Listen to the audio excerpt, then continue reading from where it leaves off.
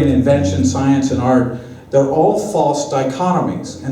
And one way that I notice that I think of that is like a picture within a picture within a picture. That feeling you get when you look, when you're in a room or you're trying on clothes and you got the mirrors, right? A mirror on this side and a mirror on that side. And so you have an infinite number of reflections of yourself. This is what feedback loops are.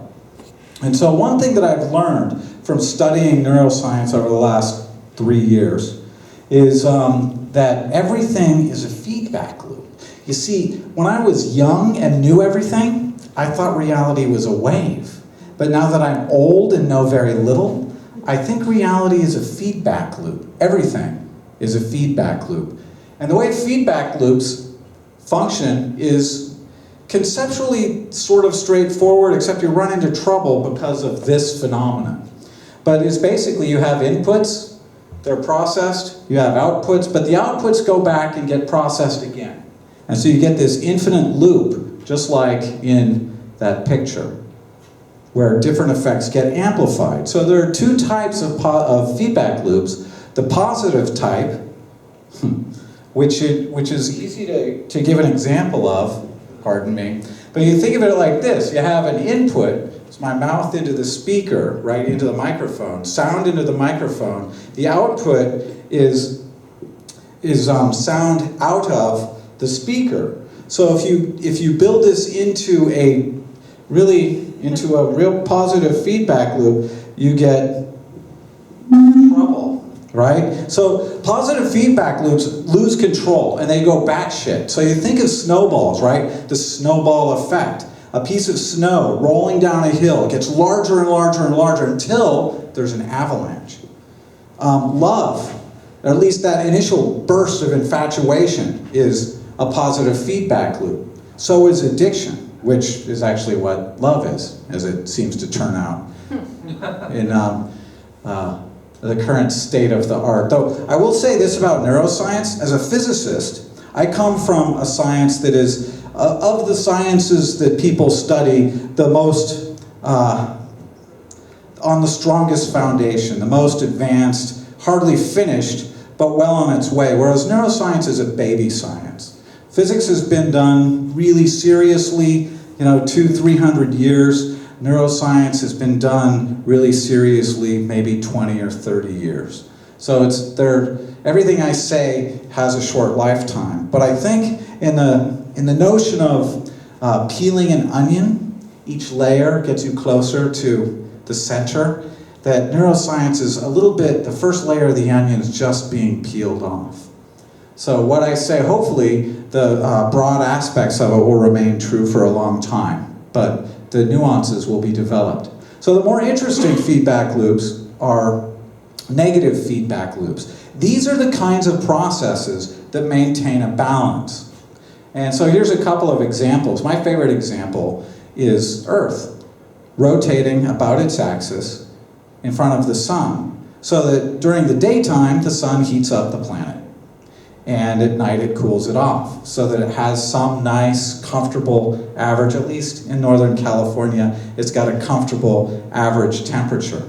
But a planet like Mercury, who's, for the most part, one side of that planet faces the sun all the time. So Mercury is both the hottest planet and one of the coldest planets, because the side that's in the shade never gets any sun, the side that's in the sun never gets any shade. There's no correcting feedback. Eating is another one. You burn calories, you get hungry, you eat, you get full, you stop eating, you burn more calories, and so forth. It's a negative feedback loop. Your better feedback loops are negative. So it's not negative in the metaphorical sense of optimistic and pessimistic. It's negative in the sense of self-correcting. Of course, eating is a good example of one that can go haywire, as is drinking. Just thought I'd have a sip.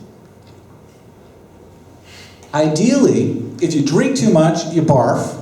You wake up the next morning, you swear off alcohol, and you don't drink again for 3-4 nights, right? And then, so it's self-correcting. So I want to talk about the reality interface. In order to do that, we need to talk at least a little bit about reality. So scientists like to give minimal definitions of things so that we have a clear understanding of what we're talking about. So I'm going to define objective reality as stuff interacting in space. It assumes something about stuff and something about space. Okay? I'm comfortable with that. There's stuff. By calling it stuff, we don't have to pretend to know anything about it other than that it exists. Interacting implies the existence of time because it has to interact during some duration. So stuff interacting in space. But our observable reality is our perception of stuff interacting in space, which is a subjective reality. Okay, so here's the objective reality, here's the subjective reality, but they're pretty clear, except for one thing. This word perception. Perception, nearly minimal definition of perception is the association of a stimulus and a thought. So when I say something, if it brings something to mind, then you have perceived a sound. If I say something and it doesn't bring something to mind, then you're either dead or asleep, perhaps unconscious or really zoning out. The problem with this definition is this word thought. And thought, I have asked a lot of neuroscientists and neurologists and psychologists, and nobody has given me a good minimal definition of thought. So we'll just pretend like we all know what thoughts are. We all have a reasonable working definition in any case. I'm going to skip that. This is your reality interface. You have 5 senses, and here they are illustrated. It's a lovely winning smile. That's me with a dragonfly earring there. So here are your 5 senses, and some people argue for a 6th sense, and that 6th sense is balance, the sense of balance. And I'm totally cool with that if you want to think of balance as another sense. Or ESPN. But if we're going to count ESPN, then we have to count all the other channels, and that's just going to run amok the number of different interfaces. So an interface, of course, is how we interact with things. This is an interface, right? I press a little button, it advances the slides. It is an interface between me and this computer that's running this presentation. I have here in my little notes a user interface metaphor for art is paint, a canvas, and light connected to the artist's head. Different interfaces bring about different realities. And this is where I really want to go tonight. So in each example here, there are different animals experiencing different realities because they have different interfaces. Celebration, getting stoned. My home here in the black hole, very different interface. And birds. Birds are really interesting. We're not going to talk about birds too much, but that's unfortunate because they're really smart but have tiny brains. And that makes them a really good counterexample to a lot of ingrown assumptions that we make. Sperm whales, we will talk about them, and they have a very distinct distinct reality interface, as do dogs and people. Those will be the ones that we concentrate on. And isn't that great? I wish I did. Yeah, I'm using this without license. I'm sorry, but it's just too good to pass up. So the interface, here are your 5 senses, and they connect to your brain. Now, the way they do this is through what an electrical engineer would call a transducer. And what a transducer does, a microphone's a really good example, it takes sound, a stimulus, and converts it to, and transduces it to an electrical signal. The same sort of thing happens for all 5 of these systems.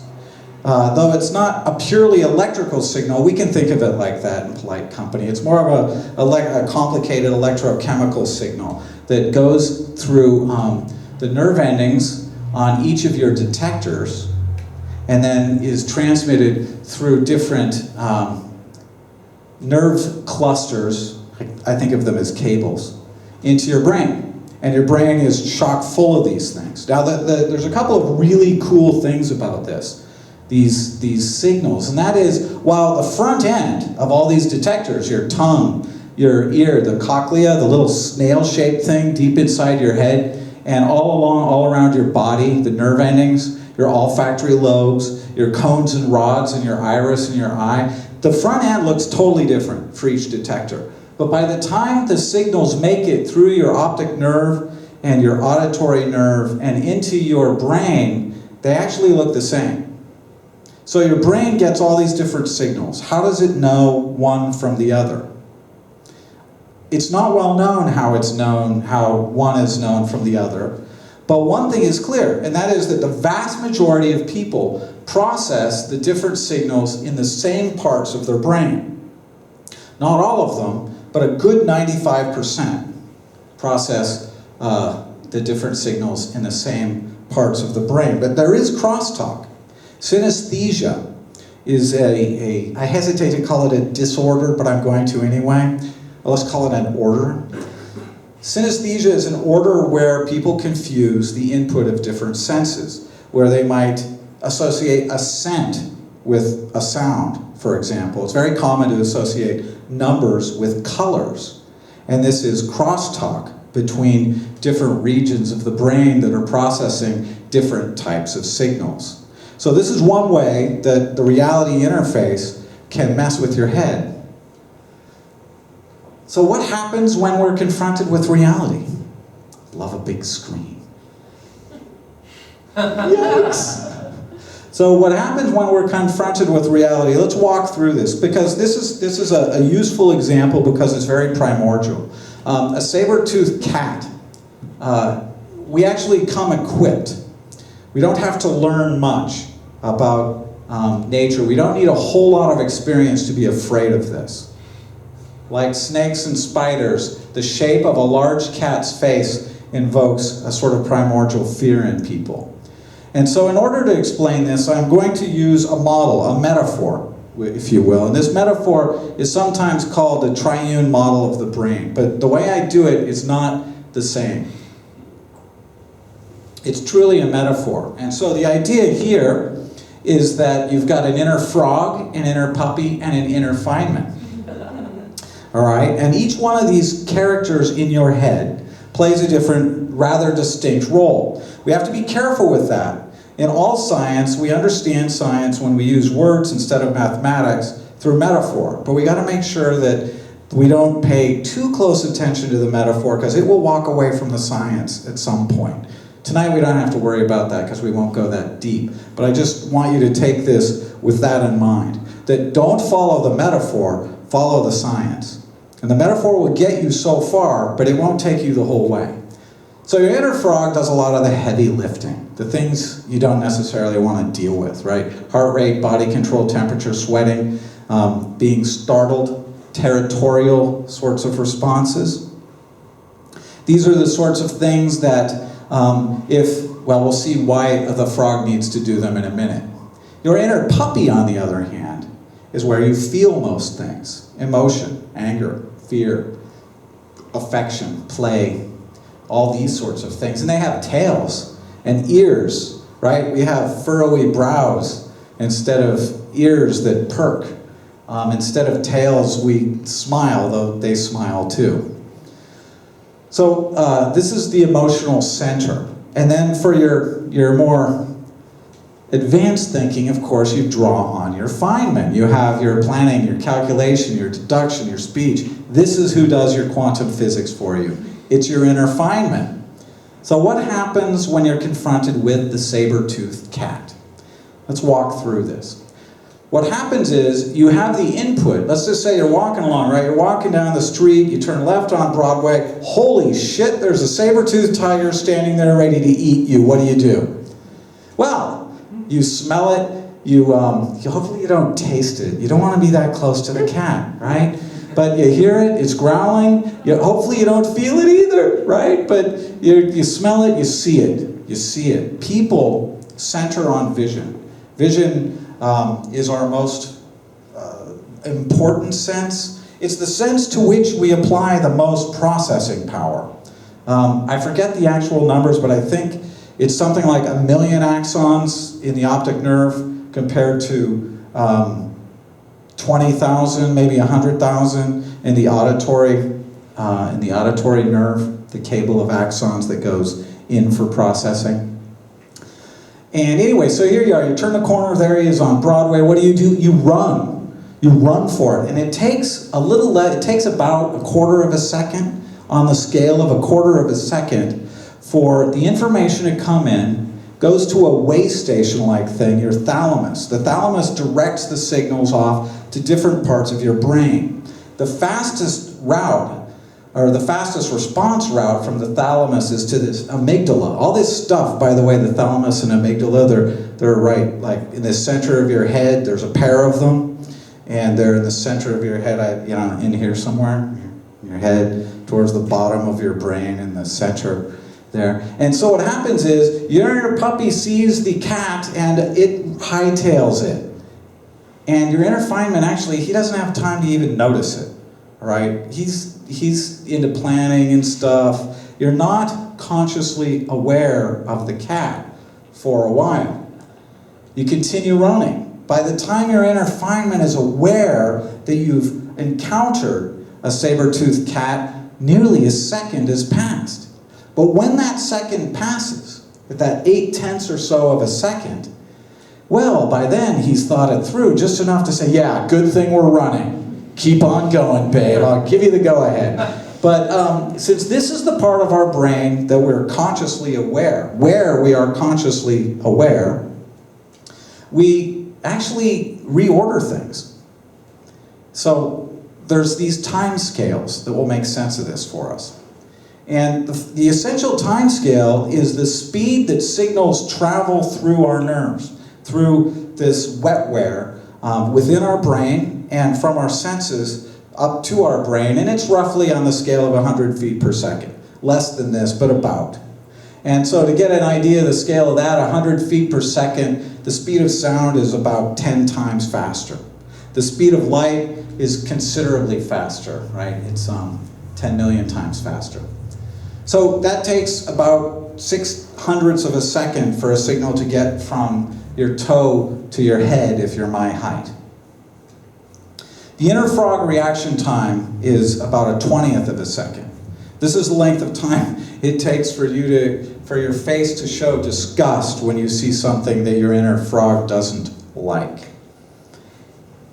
Your inner puppy reaction time, the time it takes for you to run for it, the time it takes for you to hit the brakes, the time it takes for you to do things that you have trained to do, to switch chords if you can actually play the guitar well, to recognize something and respond to it when you've practiced, is about a quarter of a second.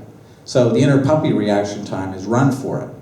The inner Feynman reaction time, to ponder it, on the scale of a second. So who gets eaten? Well, Feynman gets eaten. The reason the puppy doesn't get eaten is that natural selection made sure that everybody that responded slower than the cat either didn't make it, never got to reproduce because it was eaten by the cats, or it became something like a tree, right? The response time of a tree is really long. It's about 3 months, right? Where our time scale is the time between heartbeats, about a second. For a tree, it's about a season, about 3 months. So anything that was scattering around that a saber-tooth might want to eat had to be able to respond on the same time scale or it would not make it. It helps that, well, it's no coincidence that we have the same sort of wetware. All these carnivores and herbivores that compete on the same plane. So what happens in this diagram is that your inner Feynman, you're not consciously aware. You're well around the corner. From Broadway, you're heading up Columbus, you're passing Little Darlings by the time you realize that there's a saber-tooth there. But your brain reorders things for you. It reorders things so that you can have the illusion of control. Because like executives of corporations and spouses, your inner Feynman likes the illusion of control, whether he has it or not. So what happens when you're confronted with this reality? Well, this is very different from the saber-toothed tiger, isn't it? Equally frightening, I'm sure, but a very different sort of threat. You walk around the corner, there it is, a big chess set. It's set up wrong. Somebody wants queen on color. I respect that. And so you approach it, and you see it, and you have this immediate bodily response. It is, oh my God, do I have to play chess? There's uncertainty. I don't know what to do. I'm going to need to invoke my inner Feynman. And he's going to tell me, right? It's like I'm going to reconstruct some images. The puppy doesn't know what to do. I'm going to look at it. All right, well, I'm going queen on color here. What am I going to do? I recognize it. I go through the different moves. If you're anything like me, it's going to take you a long time to make a move because you're going to think 6 or 7 moves ahead. Then you're going to move, of course, pawn to king 4. And then the next move is going to take even longer. The point being that by the time you're certain, it's going to take at least a second and, some large fraction of your lifetime as the maximum to make your move. So these are the feedback loops. A thing to notice about them, I want to go back here where there's the bodily response. And this is kind of a weird thing, is that it's not clear whether Feynman gets the response from the thalamus there in this same circuit, the same loop, or whether he actually gets the response from the body. You see what I mean? That your bodily response, you see the chessboard, you start sweating, and your heart rate goes up. And it seems that your inner Feynman doesn't actually get that first same rush. Your body starts to sweat, and then he notices there's something he needs to pay attention to. That's when consciousness engages. Consciousness seems to engage to your bodily response rather than your inner puppy. But that might change in the next few years. That's an interesting model having to do with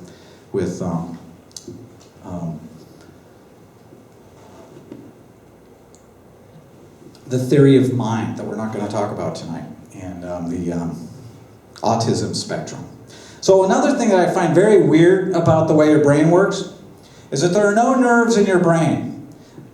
Not quite true, because your brain is packed with axons, which are what we call nerves, but inside the brain we call them neurons. The threads, the connectors, the cables that connect your senses to your brain. But inside your brain there are no detectors. There are no transducers inside. So a doctor could go and poke around in your brain and you won't feel it. Which is kind of, I don't know, I find that very strange. But think about how your reality would be different if you could feel where your thoughts happened. You go to the doctor, your girlfriend just broke up with you. It hurts. You go to the doctor and you say, dude, I got a pain. It's like an inch in here, just to the left. It's killing me. And the doctor says, so what happened? What's going on with you? Well, my girlfriend broke up with me last week. And he says, oh, yeah, sure, bummer. Yeah, go home, take an aspirin, and write a poem. Move along. So our interfaces are limited. We have 5 senses. There's a lot of things we could sense. We ended up with 5 detectors. That's all I can do for you. I have no power. But everything that we know, our entire existence is built from the inputs of these 5 senses. Everything. So the counter-argument to that is, wait a minute. We come equipped with some stuff. We have instincts, right? We come with some, I don't want to say design, but some synonym to design, right? We come with a system that is naturally selected so that it can perform different tasks. Genetics. But as it works out, well, how did natural selection work? All of your ancestors. And the way that you were naturally selected is that your ancestors had their sensory input. And their sensory input either allowed them to reproduce, well, they wouldn't be your ancestors if they couldn't reproduce, right? So it's all someone's senses. If not yours, then your ancestors. And whether or not your genetics plays a role has a lot to do with your personal experience. Epigenetics. You do something and it triggers the way your body responds. This is a classic feedback loop. And what it does is it makes you into a pattern recognizing model builder. And your pattern recognizing model builder makes a lot of mistakes. It is as if Mother Nature came out to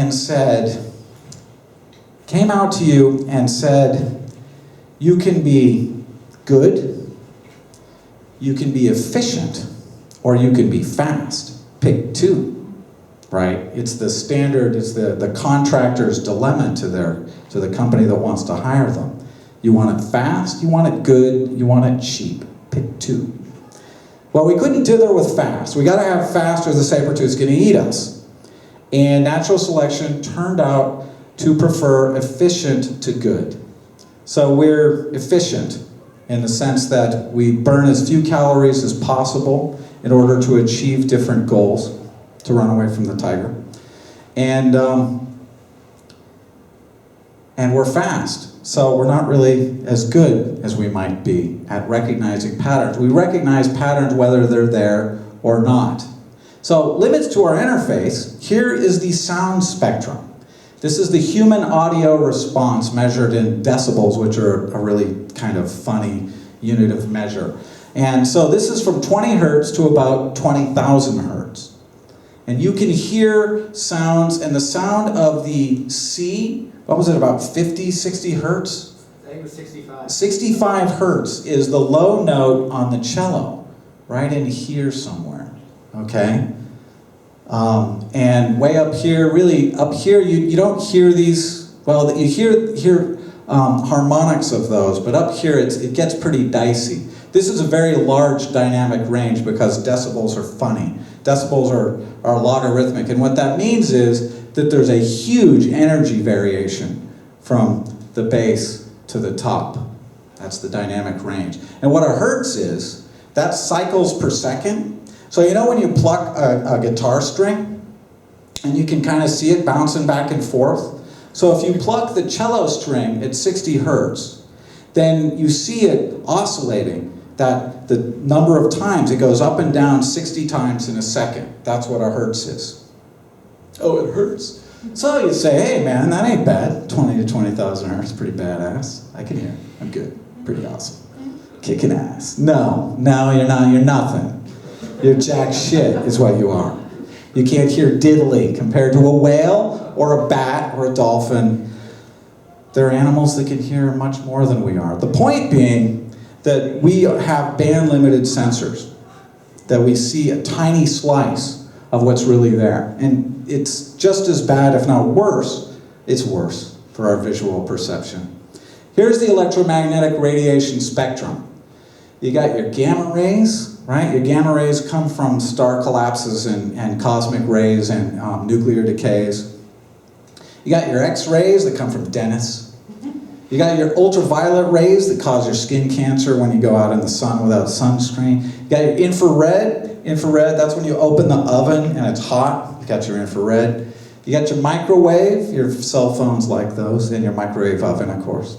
And then you have longer and longer, weaker and weaker waves. And what do we get? We get this puny little slice that we think of as in the middle because that's what we detect. The middle is you can put the middle anywhere you want. It's arbitrary. And not only do we only get a little slice, but is it the rods or the cones that could detect color? I can never remember. It's the cones that detect the color. And we have cones that detect, we have 3 separate cones, and they each detect different colors. So we got your blue here, you got your green, and you got your, well, it's more orange than red, but I drew it in red. So not only do we not see any of that stuff, but even in the sunlight spectrum, we only see little peaky bits. So we're only getting a tiny slice of what's really there. We have limited detectors. Dogs, on the other hand, have very different realities than we do. We're human beings. Our key sense is eyesight. Dogs' key sense is smell.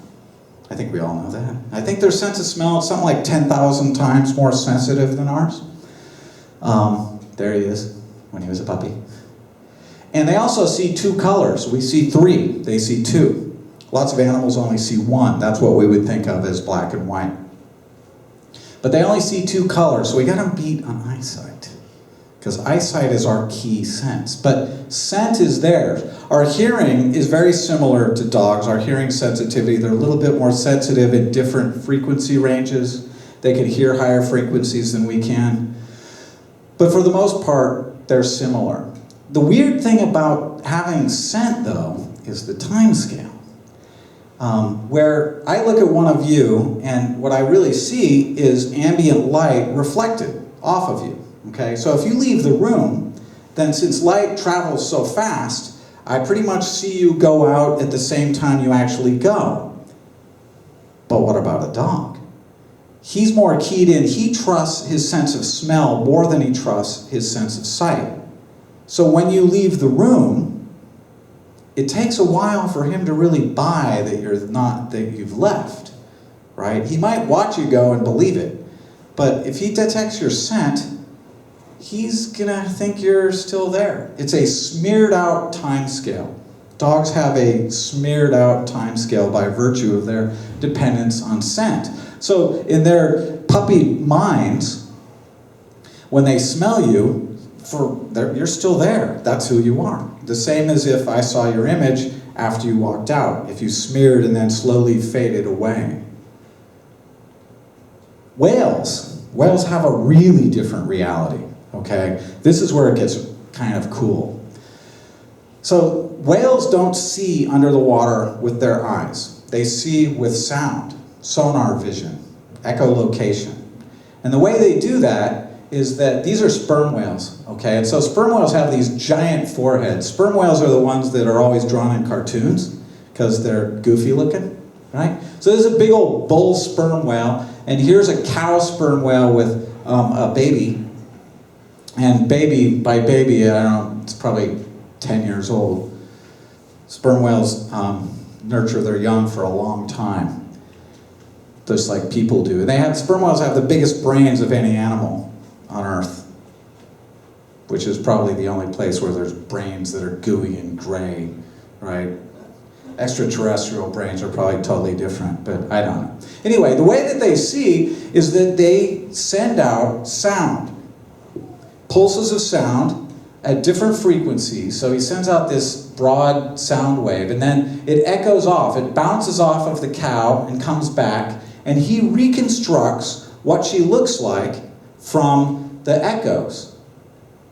And he can see such high frequencies, right? He could see up to 200,000 hertz. He can see such high frequencies and emit these high frequencies so that he can resolve sizes on the scale of less than a centimeter. So he can build up these sort of vision through sound that's highly accurate. He's got really good resolution. So he can see her, he can see the baby, he can see things really far away. Now, one of the reasons that sound's so effective, that sonar is so effective in water, is that it travels 5 times faster. So water is a great sound conductor. And so this is how whales see, right? They don't use their eyes so much. Now, there's a couple of advantages to this, and whether they're advantages or not, maybe, I don't know, you want to judge for yourself. But one of them is this: they don't see color. Right? Because color, well, that doesn't really translate from sound. But what they do see is rigidity, right? If you send an echo off of a piece of sheet metal, sounds very different than off of a sponge. So they can tell something about how rigid, how reflective, how sound reflective a material is. So you know the big styrofoam rocks they use in movies, the boulders rolling down. Yeah, never fool a sperm whale, never fool a whale or a dolphin. They wouldn't even look the same. But the other thing is that when he's looking at her, she knows it. There's no peeking because she hears him looking at her. Right? It's like you're walking into a room, instead of looking at ambient light, you got a flashlight, and it gets worse. It's like, so he sends out, he's just looking around. He sends out a low frequency broadband thing that's got a resolution of, a meter, comes bouncing, oh, there's something over there. He looks over, higher frequency, maybe 50,000 hertz, narrowing in on size. Oh my God, it's a cow. Ding, high frequency, he's scoping around, right? So she knows not only how carefully he's looking at her, when he's looking at her, but where he's looking at her and what he's resolving. More than that, if she's pregnant, he knows it. He can see through her skin. Clothes aren't going to help. So, I don't know whether it's an advantage or a disadvantage. It depends on how you feel about that sort of thing, which takes us to people in bars. I think bars are the best lab for any experiment. And so this is a bar, it could be down the street or whatever. And what do people do in bars? Pretty much everything they do everywhere else that's not a bar, only more of it, right? I read in bars. People are people in bars. But what are dogs? What if dogs hung out in bars the way people do? See, this is something I've thought about for a very long time. If people had more of the attributes of dogs, what would it be like in a bar? If you had a tail, and if instead of being particularly interested in others with your sense of sight, it was your sense of smell, and how would that change things in the bar? Anybody? What would be the first thing that you notice would be different in dog behavior in bars compared to people behavior in bars? A lot of sniffing. A lot of sniffing, yeah. Yeah, there'd be little pee posts there. There'd be pee posts. There'd certainly be some urinating going along. In fact, yeah, you gotta wonder how long it takes some dog to come up and pee on her stool. There, I got this one. Mine. Classy dogs. But also you walk by, right, and the tail starts going. Go up and you talk into another dog and tail starts going. Is their tail going? Just sniff over there and check. Some growling, barking, howling, the hackles go up. Bar fights, that wouldn't change. But for the most part, it would be pretty weird and different. So since this is the first time I've given this talk, I put notes down. There's the tails, the ears perking. There's that whole time scale. A dog that drank enough, what, she left an hour ago. Oh, she didn't.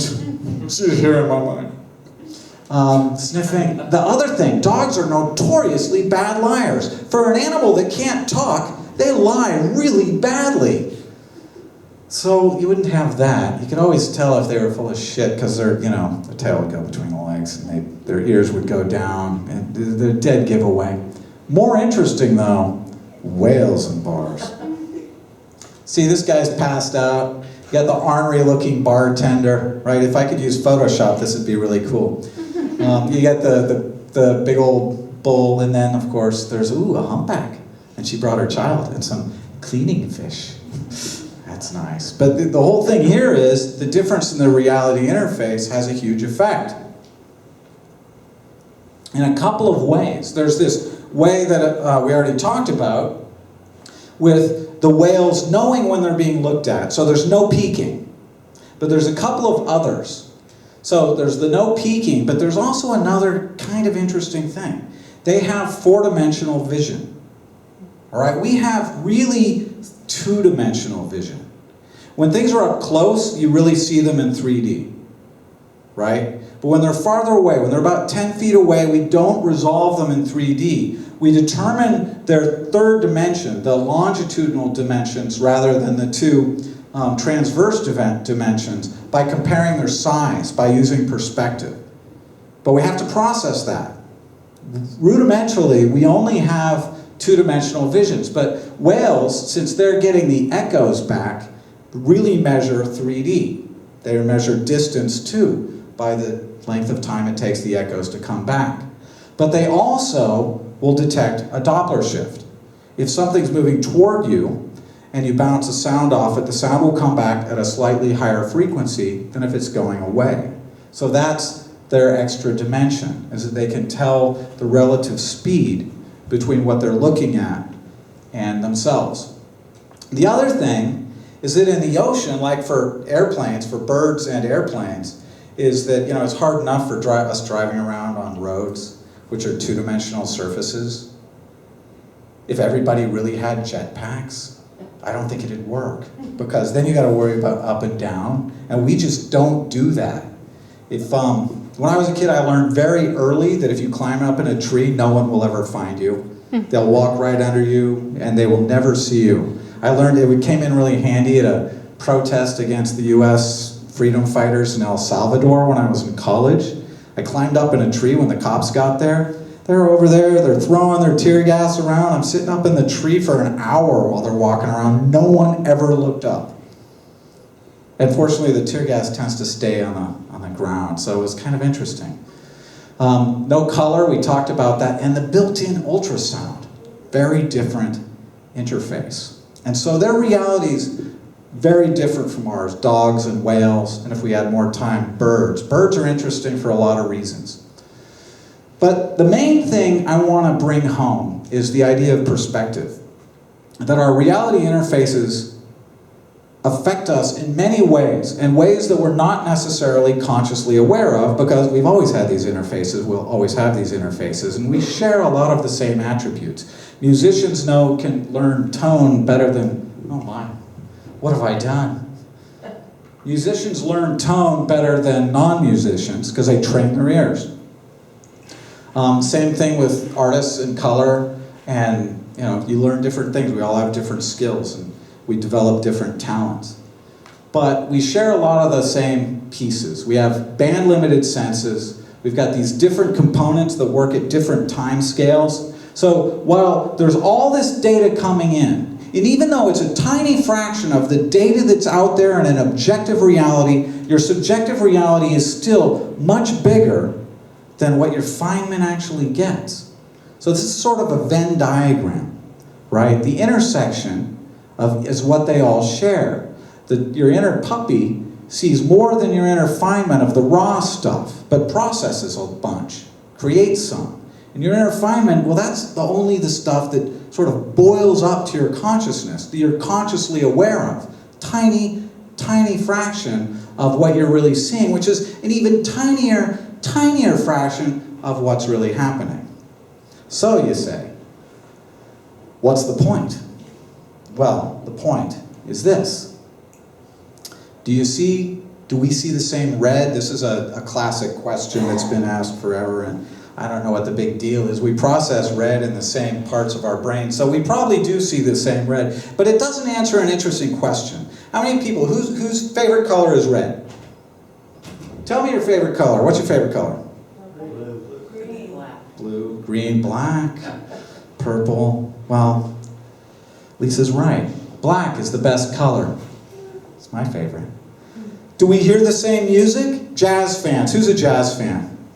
I just don't get you. I don't understand. Why would you like that crap? Why would you play drums with a brush when you can hit them with a stick and provide a backbeat? Wave functions, we probably calculate the same wave functions. Common ground. And do we drink the same beer? Oh, coincidentally we do. The point being that we have different opinions, and we've already got such a narrow universe here that when we pile opinions on top of it, we narrow it even further. Our reality interface is limited enough, and when we create opinions and we stick with them, when we won't let jazz into our lives because it sucks, well, we're probably only hurting ourselves. Because the great works of art and science aren't made by folks with tiny realities. They're made by people who can experience lateral thought. So whatever your job is, whatever you do for a vocation, let's say, not say job, career, vocation, whatever you do, hopefully innovation, creativity, and discovery are part of it. And so the most important parts of your sort of professional, vocational life really is developing lateral thought. And the best way to stop that is